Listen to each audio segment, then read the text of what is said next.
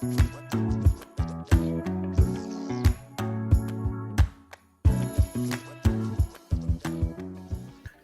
morning, everyone. My name is Tommy of Level Flight Simulations, and welcome to episode 3 of the Torque and Thrust Talk Show. Danger, Bill, Tommy, Justin, danger. In today's episode, we're going to be speaking of automation in our career fields. And joining me are my friends and co-hosts, Bill, Justin, and Bill and Justin. Bill, There they Justin, are. and Bill. Good morning, guys. How are you? Good. How's everybody doing this morning? Another wonderful morning, early morning again, to have a wonderful episode of the Torque and Thrust Talk Show. Nonetheless, Doing well. Actually had a great week. Got to meet you in person on Saturday, hang out for a few hours, having an amazing lunch. Yep. As everyone knows, became a granddad Monday night. Well, everybody in the server knows, yeah. Yep. Last night was my Friday, and I got out of work unscathed, and here I am. Well, not bad. Yeah, I had a pretty productive, my work week or days off started meeting Tommy in Harrisburg for lunch, and then came home. Had some hecticness with putting new flooring in, which was all yesterday. It was probably one of the most stressful things I've ever done, just because it's the first major renovation to my home. And then also in the same time got delivered a new steering wheel, shifter, and pedals for those of you that know that I like American Truck Simulator. So got that all set up, and I'll be planning on streaming that a little bit later today. And then tomorrow I'll go back to work. So it was a pretty productive week for me, I'd have to say. Justin?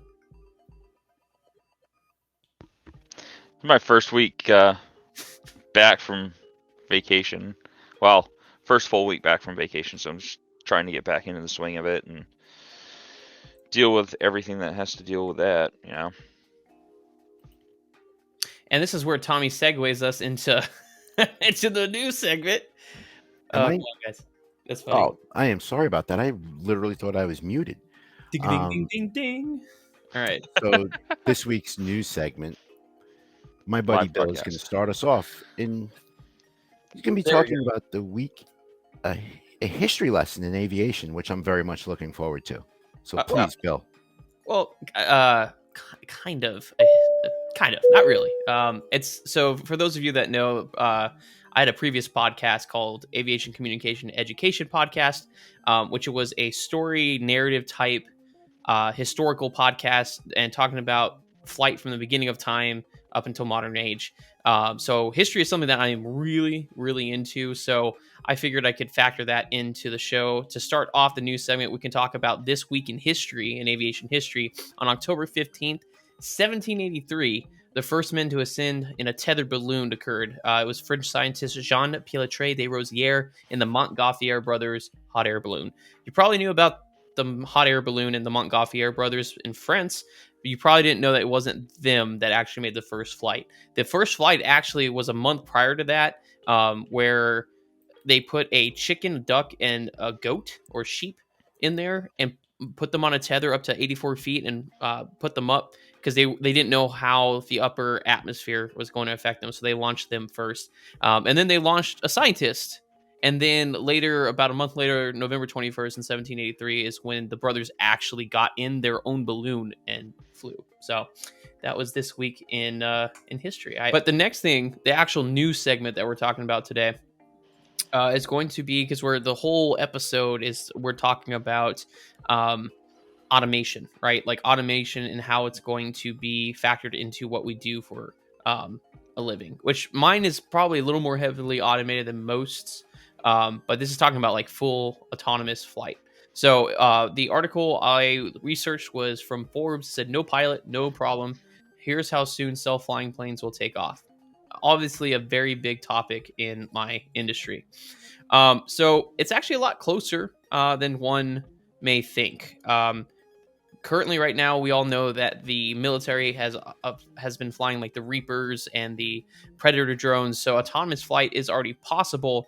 But the big concern is how it's going to play into like commercial airline, right? Because that's what's going to affect us. That's what's going to affect the traveling public. Right now, there's actually, I think it's one company. Well, they mentioned one company back in California that is a cargo company. They've taken Cessna Caravans, which is used for like mountain air and stuff, which is standard cargo, and they were actually already have them automated. So there's a safety pilot in there, which is watching the systems. There is a ground observer, I guess, or someone who is operating the actual aircraft from the ground and interacting with air traffic control. And so these things are actually flying themselves, and but with a safety pilot, because the safety pilot allows it to be FAA approved, because there's no FAA regulation right now that allows for fully autonomous airplanes. So there's a lot of different facets, like different problems that are going to probably end up causing kind of some delays on here. The biggest one is going to be cost. So Dennis Tager, it's a pilot of 35 years, the spokesperson for the Allied Pilots Association, which is basically the only group of part of that is the American Airlines pilots. They said he said manufacturers are looking for the next innovative technology to deploy so that they can sell it and make money, and airlines are looking at how they can do this more cheaply. And that's what it comes down to. It's estimated that fully autonomous aircraft could save airlines $35 billion a year, because we're expensive to operate. Not only because of our profession. I did make a TikTok video, probably like 3 or 4 months ago, breaking down and responding to a video about why we're paid the way we are, because a lot of people think we're overpaid, but we're really not.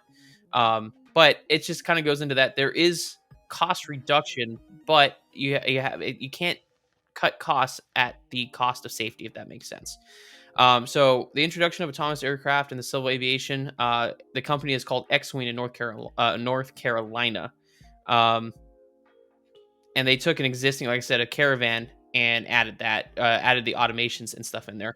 Once the technology is certified, X-Wing plans to introduce and operate these vehicles by late 2025, and then make it available to other operators so they can give like FedEx, Mountain Air.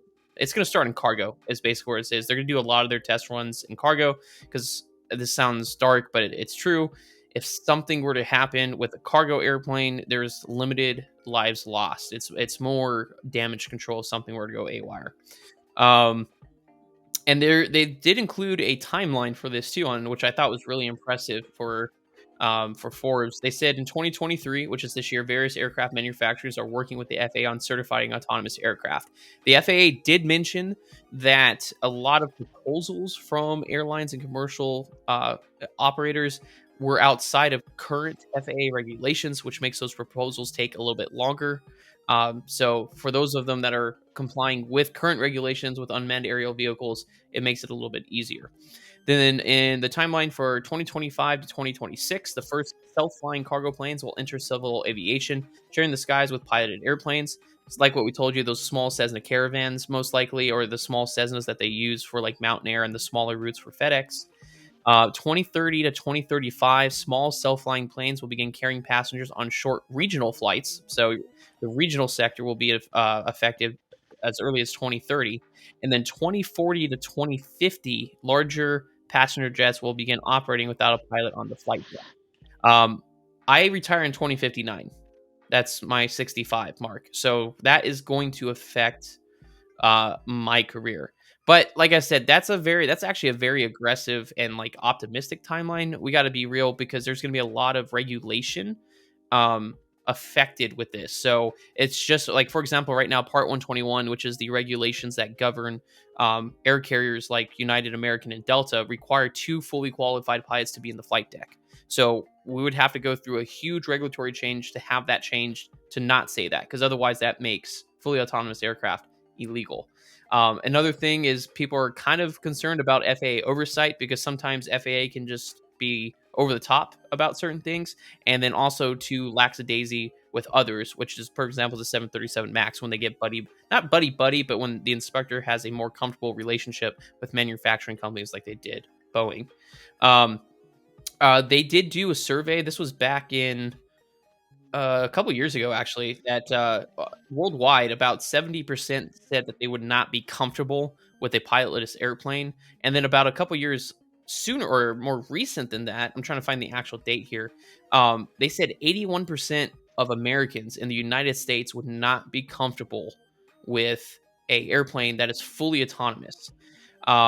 Which is, it's kind of surprising. I think they did something similar with the trains, like when trains first started going fully automatic.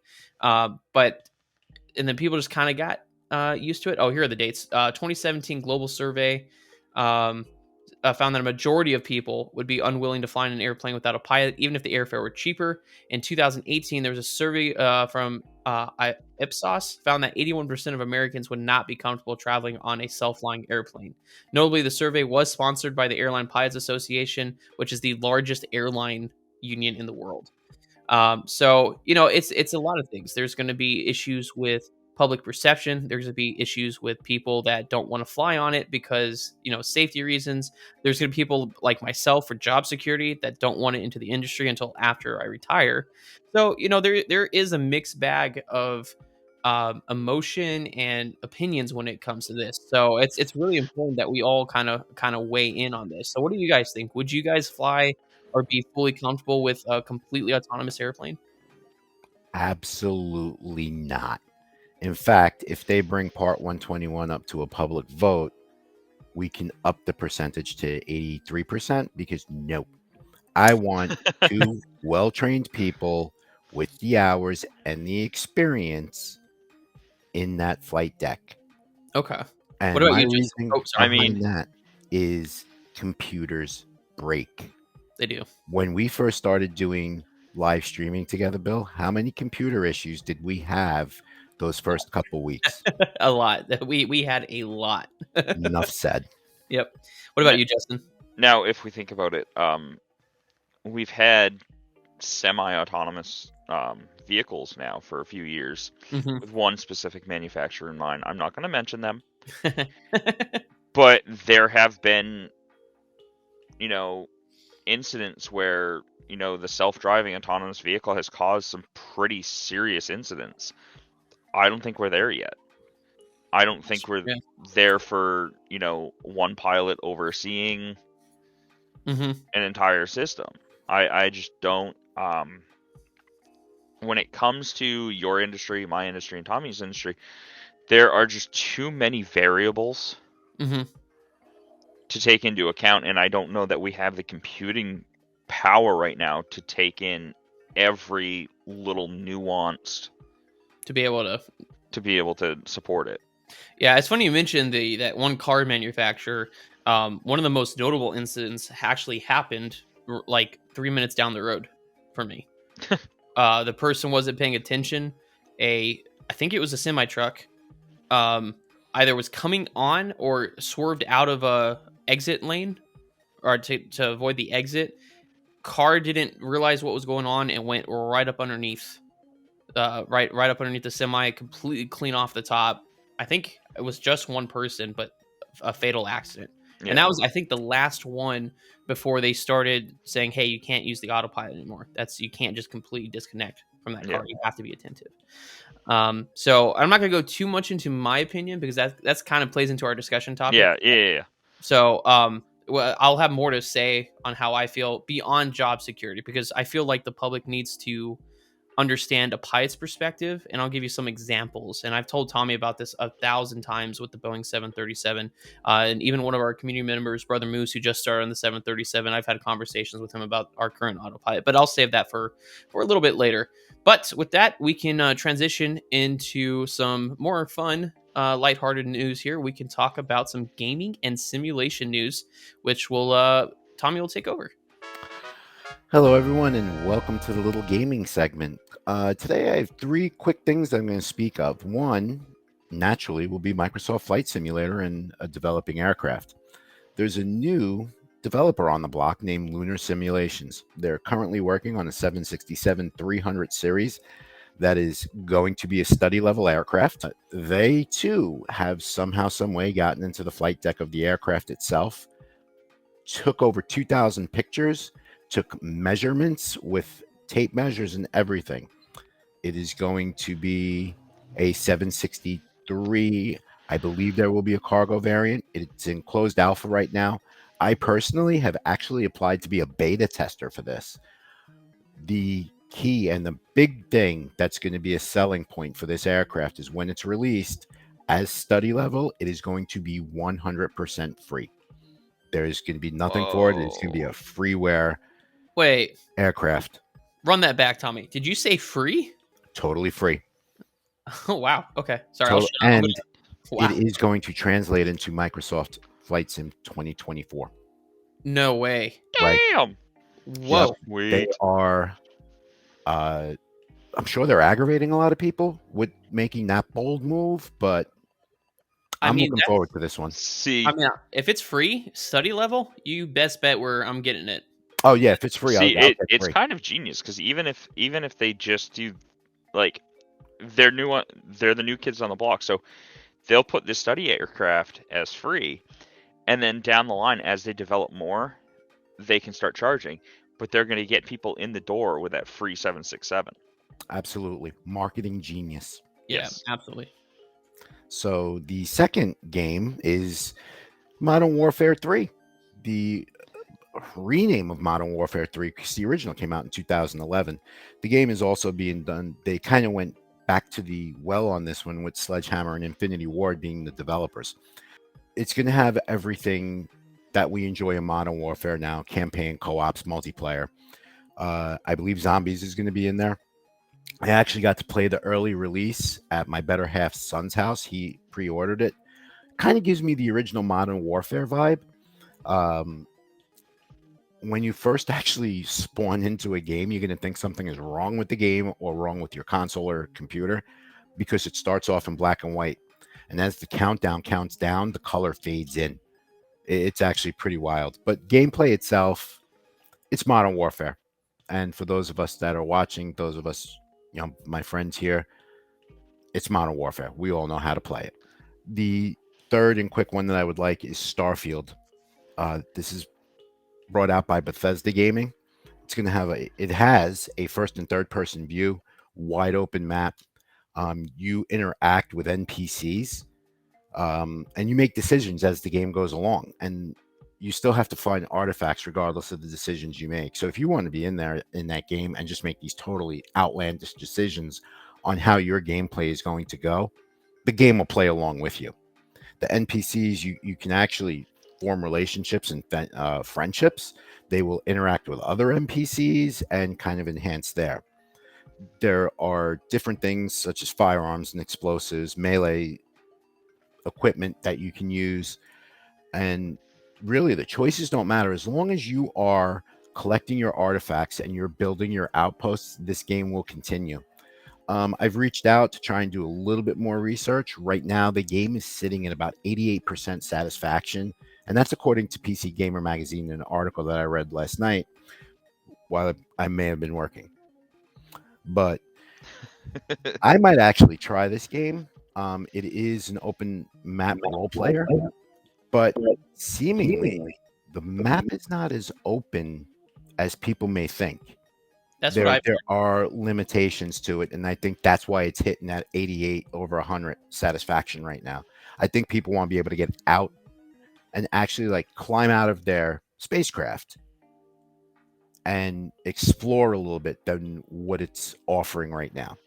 Yeah, because I think what it is like, because when I think open map, I think GTA 5, right? I think Rockstar, that is probably one of the best open map franchises out there. Red Dead Redemption 2, GTA 5, and hopefully GTA 6. We've heard that they are officially working on it with no official release date announced yet. So the close second that I've had so far is ATS, right? American Truck Simulator. That's pretty open map, but that requires a lot of DLCs to download, and it's not like you can just go drive and find your house. Like there's roads that are blocked off that you can't take and stuff like that. Probably because of the massive amount of data it would be a huge game. Imagine. Huge game. So Tommy, do you think that, because I that is the biggest complaint I've heard actually about Starfield, is that it's truly not, it's map seeding. So if you land your spacecraft in, let's say, a crater, and then you try to walk out of the crater, but that's the limitation of that little mini map that you're in. That's it. You can't go beyond that. Right? Yeah, you're not going beyond the borders of your map. Whereas in GTA 5 and Red Dead and stuff, now granted there are limitations, out over the ocean, but you can explore everything within, which is a pretty big map, everything within that. So let me ask you a question: what would you think that, like, rather than having this huge 200 gigabyte game, which is huge, Starfield is huge, would it be something like American Truck Simulator, where it'd be beneficial to have DLCs, where you start off on your home planet, and then it comes with like 5 fully explorable planets, and then as they go on and expand, so that way they can design the planet as a DLC, so you get the full immersive thing. I think that everybody's looking for the immersive experience. I agree with you. I think this, if they decided to implement more of a DLC type package to this game, I think it would take off phenomenally. No pun intended again with the spacecraft. Because I think for I enjoy role playing. I enjoy open map, Yeah, open GTA, maps, awesome. and ATS. ATS is absolutely a blast because you know what? There's no stress. No, there's not. You know, Yeah, there's not going to be someone camping in the corner. Yep, and that was a direct jab at you freaking corner campers on COD. You know who you are, Call of That's Duty. You all know Yeah. of you. exactly who you are, the The Boy hundreds Scout. of millions. Yep.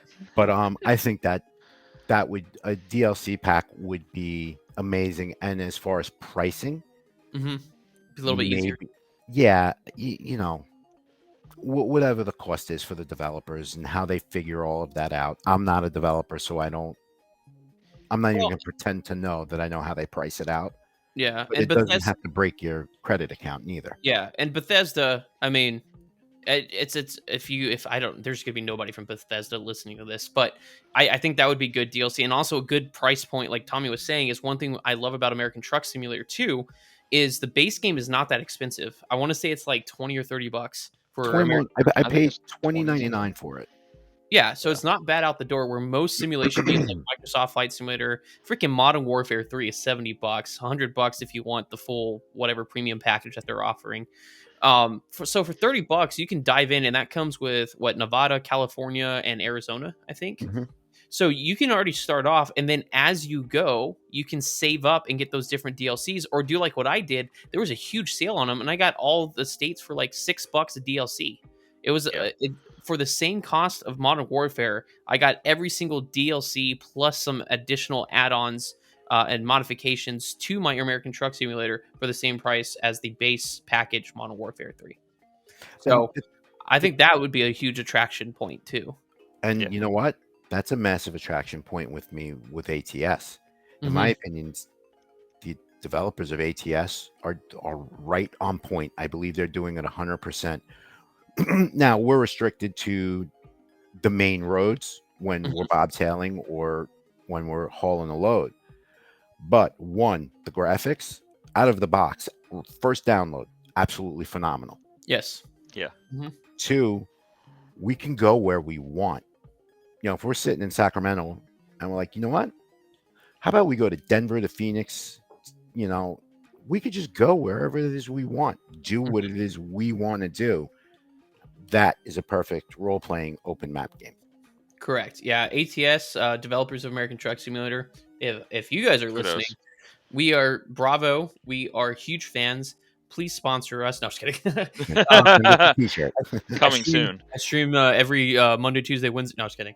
But no, seriously though, American Truck Simulator is a game that I put off for the longest time because I didn't understand the appeal behind it, and then I went and played it for the first time, and I fell in love with it instantly. So, I good. resisted it for a long time. Yeah, it's a great example of what a positive gaming experience is without breaking the bank. Now, up next, our news critic or I should say, is more critical of our news segments here, is going to be Justin. I'm just kidding.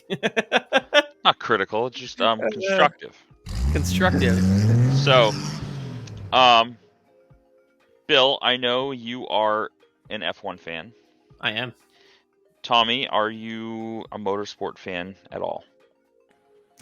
I am. I used to be into NASCAR and Indy racing, open wheel Indy racing. Okay. I have not watched NASCAR since a very, very famous Daytona 500. So I'm a little bit out of the loop.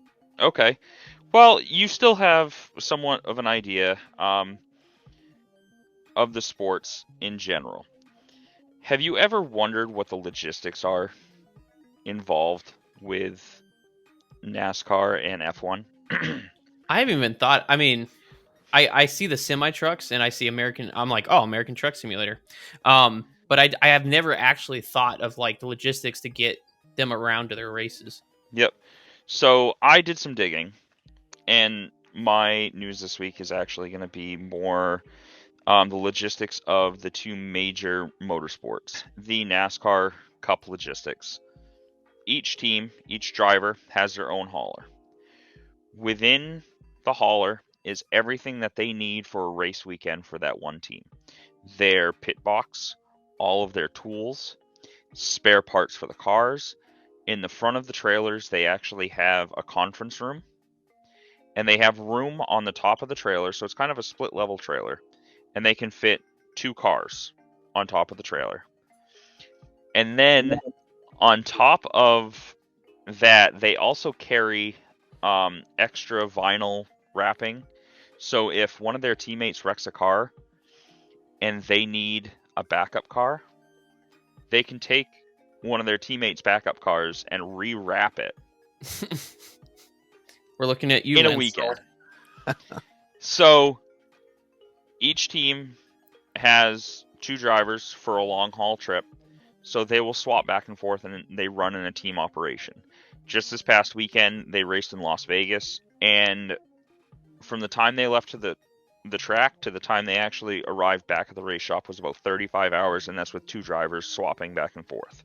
Annually, a NASCAR hauler driver will drive roughly 70,000 miles in one season. Wow. 36 races. Wow. Yep. Now, if you thought that was impressive, let's talk about F1.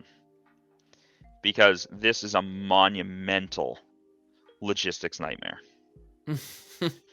So, the 2021 season, DHL, who is F1's exclusive freight partner, moved 1,540 tons of equipment. That's 1,500 tons of equipment. That's a lot. Which includes 532 cars, and that's for 20 teams. They traveled a total of 74,500 miles. Huh.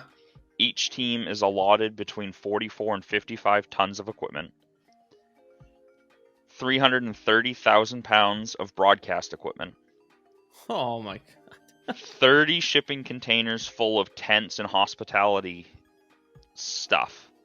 Just, stuff to put up your sponsors and stuff and make them have a nice, comfy weekend. 22,000 pounds of electronics gear per team. So this is computer monitors, computers, wiring. On top of this, you have 120 ocean containers containing furniture or other catering items that are considered non-essential equipment. Huh. Wow. Wow. So, how the hell do they do this? Well, let me tell you. Well, how, Justin? Please tell us how. So, this is where your industry comes in, Bill. Not Uh-oh. specifically the airline industry, but Okay. DHL commits 5 to 7 777 freighters. That's 777 Boeings. Mm-hmm. Just for F1. Okay. Wow. They replaced 747s with 777s because it actually, the 777s are actually 18% more fuel efficient. Yeah, that makes sense. Yep. So on an average go-away weekend, so F1 teams are mostly European-based. Correct. Except for Haas. Yes. And actually, Haas is their main shop for F1 is in England, I do believe. Traders. Anyways. For European-based races, they can load all of this equipment on trucks. It's not a big deal. But you have other tracks like COTA, Circuit of the Americas in Austin, Texas, Miami, Las Vegas. You also have Australia and Japan. Mm-hmm. You can't drive a truck, so how do they get them there? Well, on top of the 777s and the trucks, they will also load up cargo containers. On ships, yeah. On ships. And they strategically place different sets of equipment throughout the world strategically. Now, on average, the equipment must arrive to the track 8 to 10 days before an event. That makes sense. Yeah. And within 5 days after the event, all of the equipment's gone. And okay, so is it like they have 2 sets of equipment? It's like, does each driver have 2 sets and they just send 1 set to the? They've got 5 to 6. Oh, that they stage across the world. Basically. That they stage across the world. Oh. They've got 5 to 6 sets of equipment that they stage around the world. Wow. What about cars? They have multiple cars? They do have multiple cars. The cars are, before they're loaded into shipping containers, they are stripped down of all pieces of all aero devices. So the front splitter, the rear wing, all of that is stripped off, and it's just the car chassis. I was gonna say the chassis loaded into multiple chassis, but the aero packages, I think regulations wise, they can't just constantly change them. Yep. Motors, transmissions, things of that nature are all loaded into shipping containers, and the cars and stuff, they're flown. That makes sense. That equipment has to be there. With all of the moving around that F1 does throughout their schedule, their goal is to be zero carbon, net zero carbon, by 2030. So that is bold. I also have a little side note here that in 2022, DHL put in an order to Boeing for another 6 777 freighters. Okay, and here, honestly, here's my kind of issue with F1, because Justin knows, and I'm pretty sure Tommy probably knows too. I'm a huge F1 fan. I really am. By the way, shout out to my Mercedes fans. Max Verstappen is once again the world champion. I'm gonna get so much hate in the comments for that one, but 3 times, baby. As a Ferrari fan, like it just Ferrari fans are kind of like our like that friendly neighbor that, like, you know what? Just really nice. We are the Jets fans of F1. That's actually a really good way of saying it. I hate to say that. That's we had glory days, but it's just been so long, and the way that we lose, our potential is just like, terrible pit calls, Aaron Rodgers going down, like they kind of go hand in hand. They really do. It's like when the drivers are making better strategy calls in the pit wall, something's wrong. Something's very backwards. But yeah, just a shout out to Max Verstappen, because I am a Red Bull fan. Yeah. And now, sorry, once again, we're really good at getting sidetracked. Yeah. What I was saying is, Formula One, it's real great that they're going to be like, we're carbon zero, right? Or zero. They're also really big about accessibility, right? They want to, especially in the United States, they want to expand the sport, mainly because obviously the financial gain of it. But here's my problem with that, is the hypocrisy of Formula One, right? So to be able to be a driver in Formula One, you got to have money. You got to start from a young age. You got to have sponsors or know people with a lot of money to get there. And then the sport itself is extremely expensive. At the Las Vegas Grand Prix, which is coming up next month, they just did COTA this month. At the Las Vegas Grand Prix, standing general admission for 1 day, so that's just a race, standing general admission, like you're standing on the curb somewhere in Las Vegas, $800 a ticket. Yeah. Oh. Yeah. $800 ticket. And Miami was the same way. It's absolutely astronomical to try, but I think, because I looked at tickets for me to drive, I'm 6 hours from Montreal, so I can go. So I can go to the Canadian GP, and I think tickets were much more reasonable. They were still, I think, over $200. But it's still more reasonable than $800. Yeah, absolutely. Anytime, and I hate to say it because the wife and I were talking about the goal for my wife and I are to fly over the next 22 years and try to go to every single track on the calendar. I would love to. We're gonna go overseas though, because any experience here in the United States is overly expensive. So I did the research. The cheapest race to go to is Baku, which is awesome. I love Azerbaijan. That is one of my that is a great track. It is a fast, tight, street circuit. Best. Yeah. I love street circuits because my boy Checo does really well on them too. For some reason, not any other Grand Prix, but just street circuits. But it's one of those things. So like you have to travel overseas to Baku, or Austria is the second cheapest, the Red Bull Ring. Yep. But if you want to see a race anywhere in North America, especially in the United States, the prices are freaking astronomical. Yeah. And like I said, Formula One's just like, oh, we want to promote F1 in the United States, but then they charge to the nose. Yeah. So I don't know if maybe the demographic, the research is like, oh, well, only the rich people enjoy Formula One. It's like, hello. Other people also enjoy Formula One. Yeah. So I was seeing things coming out of Miami about like they were charging like $120 for a hat. Yeah. Or $80 for a hat, and I'm like, why? Have you seen the Formula One store? The Formula One store is ridiculous. Like a simple T-shirt with Max Verstappen on, it's like $50. Yeah. And I was like, my wife sent me the link for Miami because they just released the tickets for next year, for next season, for a grandstand uncovered at some corner, right? Like turn 1 or something like that. It's $3,000 a ticket. Yeah. For one day. To sit on aluminum bleachers in South Florida and bake. For one day. For one day. Yeah.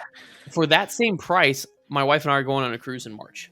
Yeah. So it's one thing. Formula One. We're talking to all our sponsors today. Formula One, if you can hear this, make it cheaper, make it more accessible. Because tell you what, I'm not going to enjoy that race as much if I'm sitting there going, I just dropped $6,000 for this.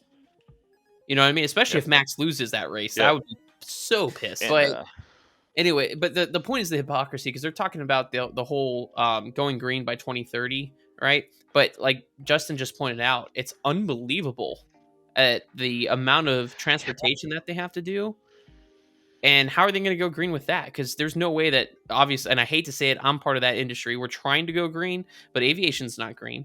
Shipping overseas, like on container ships, is not green. I mean, they've done more with the hybrid engine era. Mm-hmm. So now, they're limited with the amount of fuel that they're allowed to put in the car they're using more of the electronic side of the hybrid engine. Yeah, that's true. To try and gain more power there. So that might, but you're not gonna easily offset, 5 or 6 777s full of freight. Like, it's not. That's a huge footprint. Net zero is. You can't recycle enough water bottles to, because that's what net zero means. I want to remind people that doesn't mean completely green. That means that they're recycling and saving of the world efforts match what they're destroying, if that makes sense. Yeah, and net zero just means they counteract. They're doing enough programs to help to offset. Yeah. So, and just a quick little side note. When I first started my driving career, it was actually my ultimate goal to become a NASCAR hauler driver. Okay, I thought you meant NASCAR driver. Ricky Bobby, baby. No, hauler driver. So the NASCAR hauler drivers are also responsible for like a lot of the cooking. It depends on your team. Like there are some teams where the hauler driver is a hauler driver, and that's all you're doing. We just want you to make sure the cars get to the track safely. That's it. That's your job. And then there are other teams that are like, hey, we don't have a big budget. So when you get to the track, you're going to help us unload. You're going to help us in the pits during race day. You're going to help us reload. And then... where the crew chief is also the driver, the hauler driver. Yeah, most of the time it's somebody that helps, takes a fuel cart and refills the fuel cans, or helps with the tire guy and stuff like that. Yeah. So that is going to lead us into some new terms with jargon in a jiffy. Oh, I love jargon in a jiffy. What is jargon in the jiffy? So in our industries, there are some terms or words that we use that might not be the normal nomenclature. So for instance, if I were to say the word wet kit when it comes to trucking, okay, what do you think of? Can you use it in a sentence? Okay, so I was looking at buying a truck, and the type of trailer that I want to run would Mhm. require the truck to have a wet kit.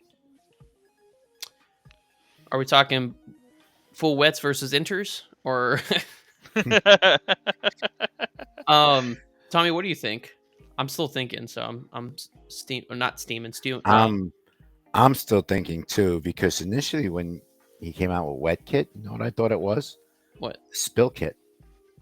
In that little emergency Oh, compartment in the truck, where you got your flares and all that other stuff, like 10 pounds of kitty litter for whatever you're dropping on the side of the road. No, it is um, not the spill kit, but good guess. I would say a wet kit would probably have to do something with inclement weather, or maybe the ability to haul. Wait, does it have to do with the trailer or the tractor? Both. They Oh, work. come on. They work in conjunction with each other. So if you have a certain type of trailer, it would require a wet kit. Is it like a reefer? Does it have to do with the reefer? Nope. Okay, I'm stumped. Okay. I actually have no idea what, So- what that is. Oh, 1 second. Does it have to do with a low boy? Yes, that is one type of trailer where you have to have Get it, a Tommy. wet kit. Is it Get it. weatherproof covering for your load? No. Oh, I thought Tommy had it. Tommy was onto something. No. Okay. Okay. So Like- I've stumped you. It is the hydraulic system. Oh, because A he darkly- transmission hydraulic system, operated by a PTO or similar, to run hydraulic powered trailers like your end dump trailers. So to raise a Oh. hydraulic trailer way up in the air, there has to be some hydraulic in. pressure coming from somewhere. So Gotcha. on a truck, you would install a wet kit or a wet That- system Dang it. to operate some sort of hydraulics on a trailer. Okay, so that's like Ah. lifting your. Now, that's not the same thing as having trailer brakes, right? Like if you had a Nope. trailer. Nope. Okay, that's because that's pneumatic brakes, right? Yes, that runs off air. Okay. Wow. Oh man, That was a Justin good came one. swinging today. That was a really, really good one. All right. Well, Tommy, it's all you. Let's see if you can Mm. do two. Let's see if we can go 2 for 2. Well, I'm not there. I don't have much faith in mine now. I mean, I don't know what it is just looking at it. So mine is package and go, and I think it'll clue you in. This Okay. comes, and literally for those of you who think this does not happen in real life, I am telling you this is the real thought of emergency workers. Oh, this guy's so Oh. screwed. Yep. You got package and go. Yep.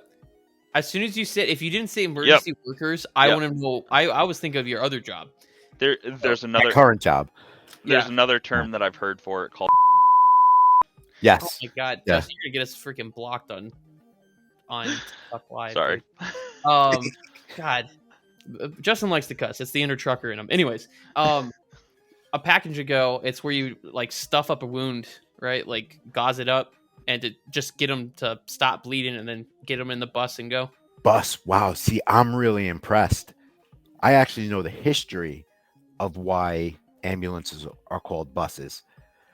But I don't know why. I've always called them a bus. yeah, and believe it or not, that term came out of New York City in the 60s. That doesn't surprise But me at you're all. close. You're very, very close. Justin, what do you think it is? Oh, so I Without have cussing? a little background in EMS work. I was actually on a volunteer department here, so it's some sort of a critical patient. You get on scene, you go, oh yeah, this guy's critical. Package him up, throw him on the stretcher, throw him in the back of the rig, and do your work on the road. Is that? Are we close? No, Justin is dead on, because when I Okay. came up with the term up until about 37 seconds ago, I completely forgot that Justin had experience. But it is when, Sorry. and the technical part of it is, so Bill, if you and I are partners, or me and Justin are partners, we're both EMTs. When that patient is critical to a point that they are beyond our scope of practice and we might need a paramedic, Okay. and they're that sick, you get them in the truck, you start moving, you move in the general direction of the hospital, but you're working in your direction of travel to the hospital while coordinating with a second truck for an intercept. Oh, interesting. Okay. Well, that got me kind of stumped. So I guess that's like 1.5 for 2. I give it that. I go like a third, because I saw this when I said the sentence, I looked at Justin's face Well, and I just saw that smile start stretching a little bit. as soon as you said emergency or something similar to that, I'm like, oh, okay, I know, because I was thinking of your current job. I had no See, idea. I was thinking so too, and then Yeah, when he said it, I was like, oh yeah, okay. yeah. I was like, ooh, We had ooh. another term. We had another term for it, but yeah.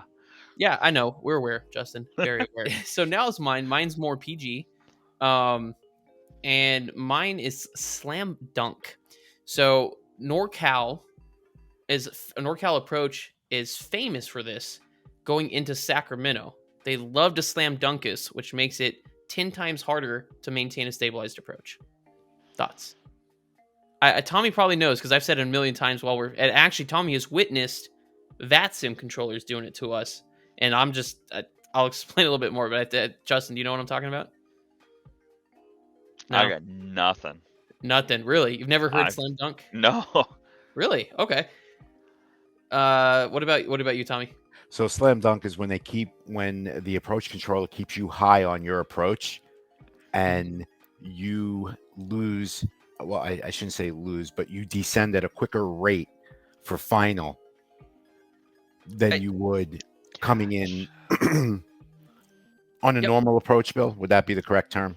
Yeah. So you're kind of on it. It's when approach keeps you high. So, but a true slam dunk approach is because any approach we try to back it up with a instrument approach. It's required by our op specs, our operation specifications in the airline. So even if we're doing a visual approach, if it has an ILS associated with it, we're backing up the approach with the ILS. An actual quote unquote slam dunk approach is when approach you descends, it keeps you high. So when you're descending, you have to descend down to the glide slope because under normal circumstances, they'll descend you down onto final and then you intercept the glide slope from below and then descend. Technical slam dunk is when they bring you in high, so you're chasing the glide slope down and you capture from above. And it's like a slam dunk. So they're dropping you in. And it makes it extremely hard, especially in the 737, to slow down and configure because we have stabilized approach criteria. But and that's planning to configure from beneath the glide slope because with a very slick airplane like the 737, we usually get down quick. So we'll use the airspeed to help us get down to the altitude they want us to. We'll level because we slow a lot better when we're level. So then we slow down, level, start configuring. So then we're ready to capture the glide slope. When they slam dunk us, it gets a little more hairy than that because you don't have that ability to level off. So what we'll do, and sometimes O'Hare does this and not intentionally, it's mainly if they have you intercept the glide slope at 250 knots, which is really fast. What we'll have to do is click off the autopilot, level the airplane momentarily, and put out like speed brakes. So we start slowing down. And then once we get the airplane configured the way we want it to, we drop back down on glide slope. So that's what a slam dunk is. So if you ever hear a pilot says, man, I just got slam dunked into Sacramento. And the reason I use Sacramento is because NorCal does it all the time.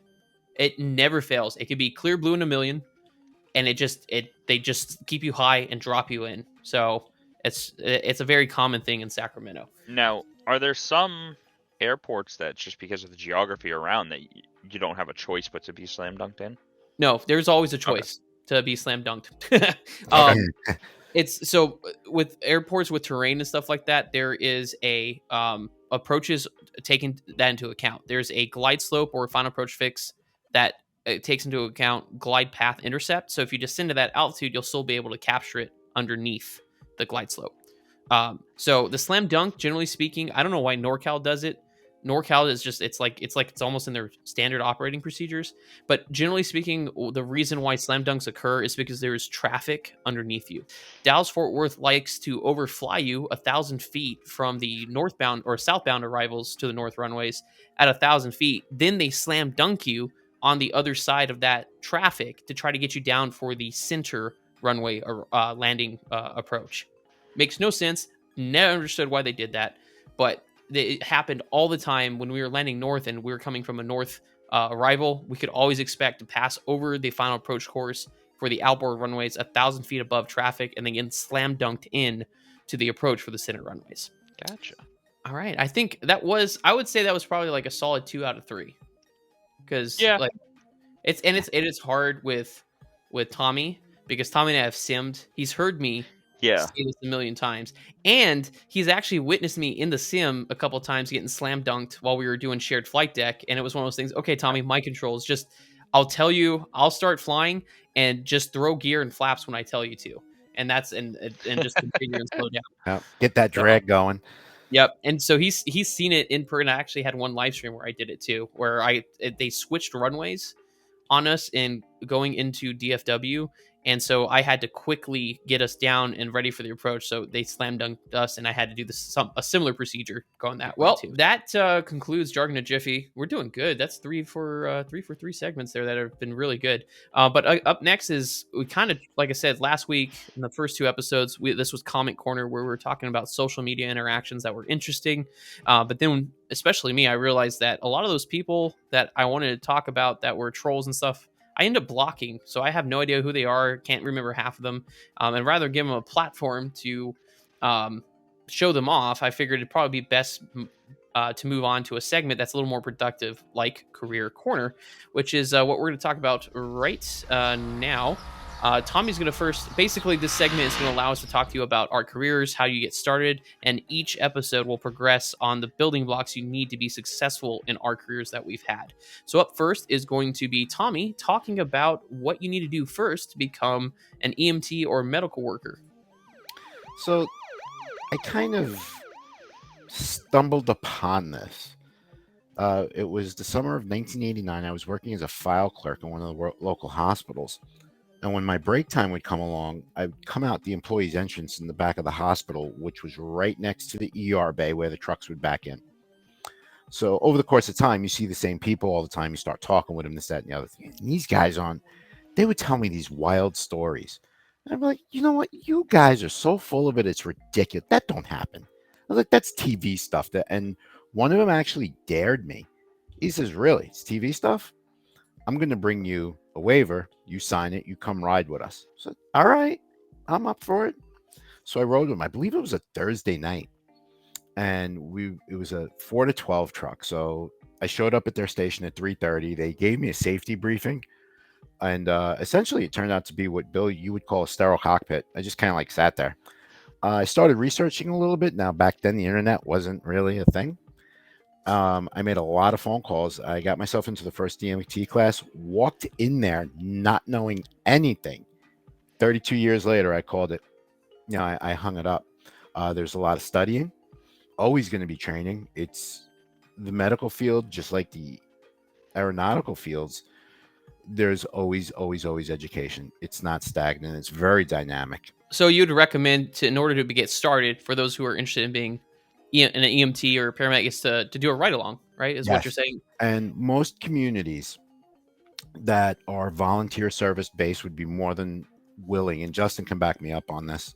Yep. They would be more than willing to allow you to do observation times. When you get into the bigger cities where it's county or municipal run, a little bit tougher to get into because of insurance. Yeah. I mean, I've ducked behind the diesel block, engine block once or twice. So Tommy, we're not trying to scare them out of being an EMT. We're trying to let them know how to get started as one. So to summarize, basically try to reach out to the local organization and get a ride along.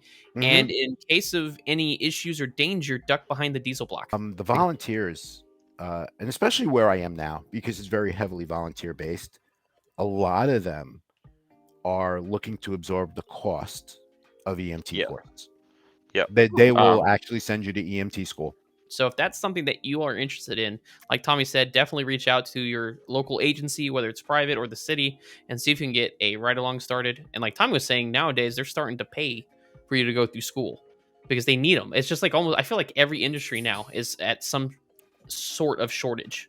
So it's definitely a good time to be getting into skilled labor like that as well. Justin, you want to talk about how to get started as a commercial driver? Absolutely. So back in February of 2022, the federal government decided that for all new incoming drivers, you have to do what's called entry-level driver training. Long form, it's CDL school. That's the easiest way to put it.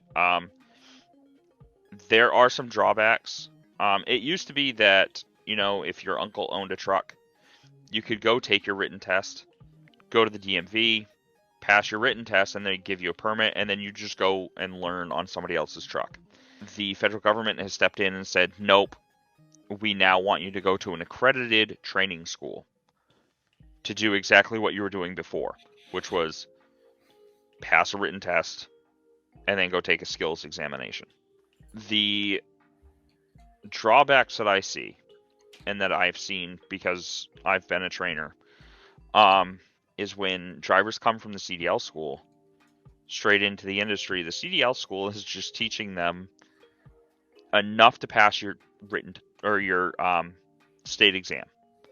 They're teaching you your straight line back. They're teaching you how to pre and post trip to the state specifications and your parallel park. Teaching you how to survive a half-hour road test, and that's it. So you need to be aware that once you leave CDL school, you don't know everything.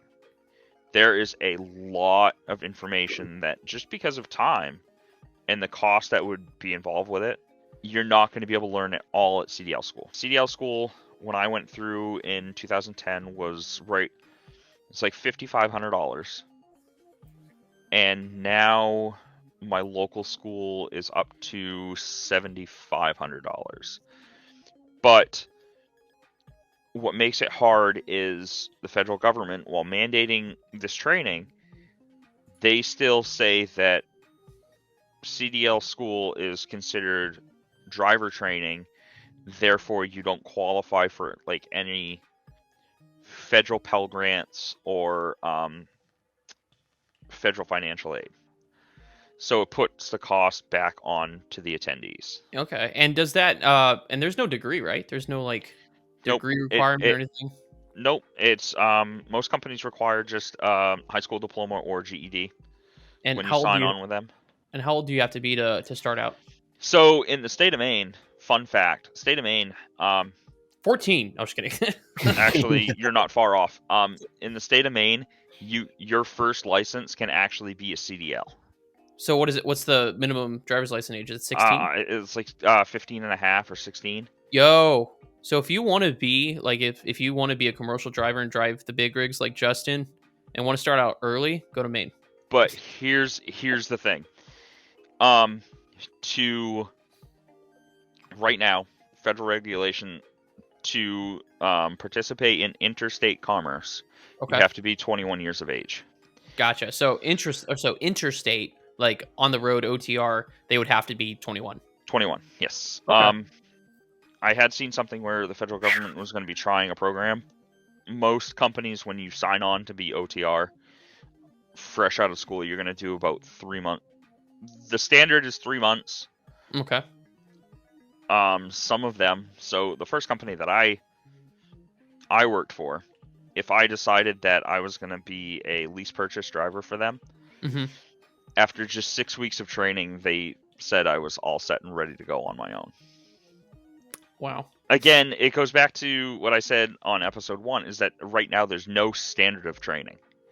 Right. Once you become licensed, then you're good. There's no standard of training. We're like, Bill, I know this from doing the research, and maybe you can expand on it. When you get all your certifications and all your licenses to fly, there's still a lot of work to be done before you can actually, take the reins of a commercial aircraft. And I'm sure you can expand on that more. Yeah, it's so you start off, which I'll kind of go into a little bit later, but yeah, it's you get all your basic licenses up to your commercial multi-engine. But that's not enough to become an airline pilot, to do what I do. So at that point, most people like myself, I got my certified flight instructor certificate, and then you start time building for your air transport pilot certificate, or ATP. In the United States, that is the highest form of certificate you can get. There's nothing higher than that. And then you go through kind of like you were talking about the CDL drive school. Especially for the restricted, you have to go through what's called ATP CTP program, which is mainly covered by the airline. And it's an introduction. It's like a transition course between piston-driven aircraft and jet-driven aircraft Then once you go through that successfully, now you're qualified to test for the ATP. Then you go to airline training where you're going to get a type rating, which is for a specific airplane over 12,500 pounds if it's turbine powered, or the FAA requires a type rating for it specific, and that's about 32 hours of sim training alone. That doesn't include ground school or the operations like the indoctrination or the indoc class going into the company. Then you get type rated by the FAA on that aircraft. Then you do a minimum of 25 hours with a line check pilot, which is what I did at Envoy. I was a line check airman, or not, they call them line check pilots now. The LCPs. And then that person writes you off to make sure you know that you can actually fly the jet in person. So yeah, there is a lot to get to that point. After going to CDL school and riding around with a driver trainer for 6 weeks, I'm going to hand you the keys to an 80,000-pound vehicle. How's that? That's a drastic difference. That is a very drastic difference indeed. Well, thank you, Justin. Yeah, no problem. And now we're going to talk about my career. And for those of you that want a full-blown view, because this is gonna, like I said, it's going to progress in each episode. We're going to talk about a little bit more. If you go to my TikTok page, there's a video. It's pretty far down now, but it's labeled 10 steps to become an airline pilot, and that in a 60-second video walks through all the steps that you need to get to where I am as a airline pilot. But today we're talking about baby steps. Today we are talking about the first step you should take if you're sitting there going, I want to be an airline pilot, or I just want to be a pilot. You don't have to be an airline pilot. There's many different careers you can do and make money as a pilot. But let's just say you want to be a professional pilot. Where do you start? And the first thing is going to be called a discovery flight. A discovery flight is basically where you go to your local flight school. Most places have them. If you go to your local flight school and say, hey, I want a discovery flight, or an intro flight is also what they're called.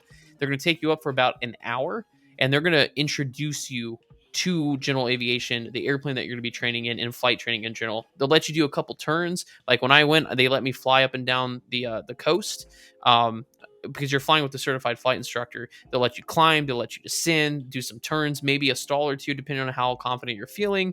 But just to kind of introduce you to flight training, because a lot of people think that we just jump straight into like a Boeing 737. It's not how that works. We start in generally speaking, 2 to 4 seat piston driven aircraft, single engine.